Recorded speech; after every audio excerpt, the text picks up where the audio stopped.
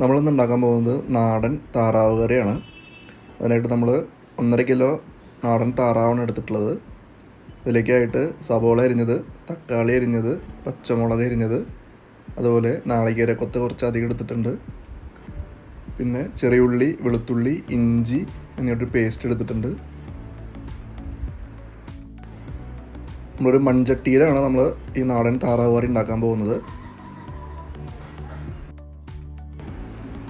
അപ്പോൾ നമുക്ക് എടുത്തു വച്ചിട്ടുള്ള നാടൻ താറാവ് കഷ്ണങ്ങൾ നമുക്കതിലേക്ക് ഇടാം. അതുപോലെ തന്നെ സവോള അരിഞ്ഞത്, പച്ചമുളക് അരിഞ്ഞത്, തക്കാളി അരിഞ്ഞത് എന്നിവയും ഇതിനൊപ്പം ചേർക്കാം.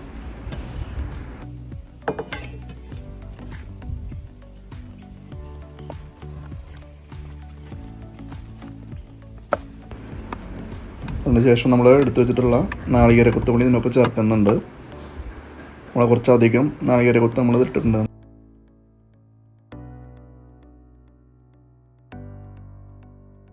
ഇനി നമ്മളിതിലേക്ക് ചേർക്കാൻ പോകുന്നത് നമ്മൾ നേരത്തെ ഒരു അരപ്പ് എടുത്തു വെച്ചിട്ടുണ്ടായിരുന്നു. അതായത് ചെറിയുള്ളി, വെളുത്തുള്ളി, ഇഞ്ചി എന്നിവയുടെ ഒരു അരപ്പാണത്. അത് നമുക്കിതിലേക്ക് ചേർക്കാം. ഇനി ഇതിലേക്ക് ആവശ്യത്തിന് ഉപ്പ്, അതുപോലെ മുളക് പൊടി, മല്ലിപ്പൊടി, ഗരം മസാല, മഞ്ഞൾപ്പൊടി എന്നിവ നമുക്ക് ആവശ്യത്തിന് ചേർക്കാം.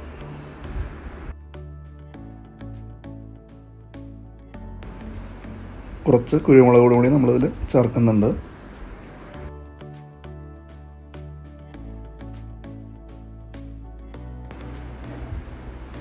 അതിനുശേഷം കുറച്ച് കറിവേപ്പില നമുക്ക് ഇടാം.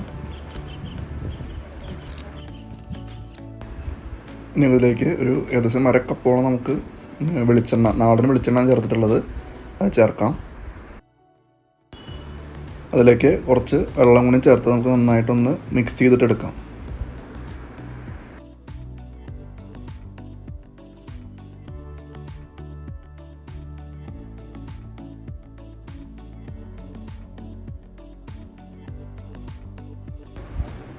അപ്പോൾ നമ്മുടെ കൂട്ടൊക്കെ ഏകദേശം നന്നായിട്ട് മിക്സായിട്ട് വന്നിട്ടുണ്ട്. നമുക്കിനി ഇതൊന്ന് വേവിച്ചെടുക്കാം.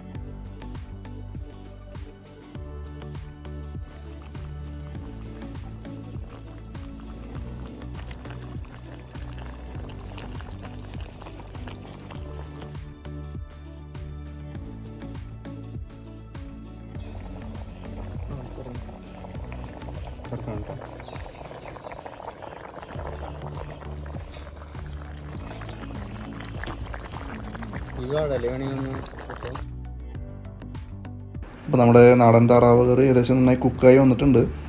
അതിൻ്റെ മസാലയുടെയും അരപ്പിൻ്റെയൊക്കെ നല്ല മണം പുറത്തേക്ക് വരുന്നുണ്ട്.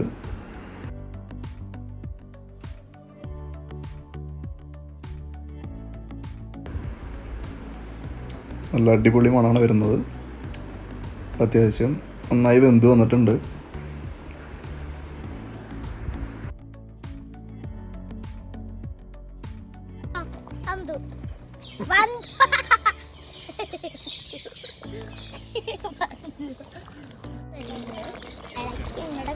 അപ്പോൾ നമ്മുടെ നാടൻ താറാവ് കറി റെഡി ആയിട്ടുണ്ട്. നന്നായി കുക്കായി വന്നിട്ടുണ്ട്. നമുക്കിനി ഒന്ന് ടേസ്റ്റ് ചെയ്ത് നോക്കാം. നമ്മൾ ബ്രെഡിൻ്റെ ഒപ്പമാണ് നമ്മളത് കഴിക്കാൻ പോകുന്നത്. എന്തായാലും നല്ല അടിപൊളി ടേസ്റ്റാണ്. നിങ്ങളെല്ലാവരും വീട്ടിൽ ഒന്ന് ട്രൈ ചെയ്ത് നോക്കുക.